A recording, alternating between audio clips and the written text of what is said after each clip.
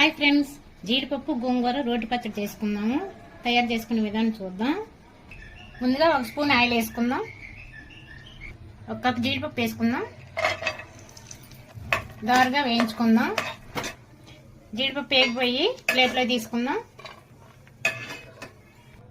10 ఎండుమిర్చి వేసుకుందాం. 1 స్పూన్ ధనియాలు. ఈ జీడిపప్పు గోంగూర పచ్చడి చాలా టేస్ట్గా ఉంటుందండి. మీరు కూడా ఒకసారి ట్రై చేయండి. మా వారు ఎప్పటి నుంచో అడుగుతున్నారండి, గోంగూర పచ్చడి జీడిపప్పు వేసుకొని పచ్చడి చేయమన్నారు. గోంగూర పచ్చడి మా వారికి చాలా ఇష్టం అండి. అందుకే నేను ఇప్పుడు చేస్తున్నాను. ఇది చాలా బాగుంటుంది. ఇది గోంగూర నీరు మగ్గే వరకు మనం మగ్గించుకుందాం. గోంగూర మగ్గిపోయిందండి. ఇది కూల్ అయినాక రోట్లో వేసి నూరుకుందాం.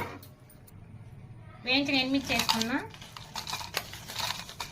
రుచికి సరిపడ సాల్ట్, వెల్లుల్లి రబ్బలు, 1 స్పూన్ జీలకర్ర కచ్చబచ్చగా దంచుకుందామండి. ఎండుమిర్చిని ఈ విధంగా నూరుకోవాలి.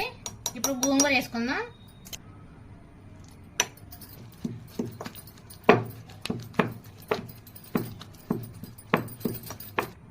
వేయించిన జీడిపప్పు వేసుకుందాం.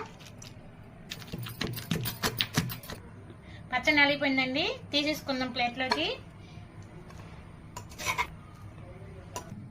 పచ్చడి పోపు పెట్టేసుకుందామండి. 1 రబ్బ కరివేపాకు వేసుకుందాం. తాలింపు వేసుకుందాం.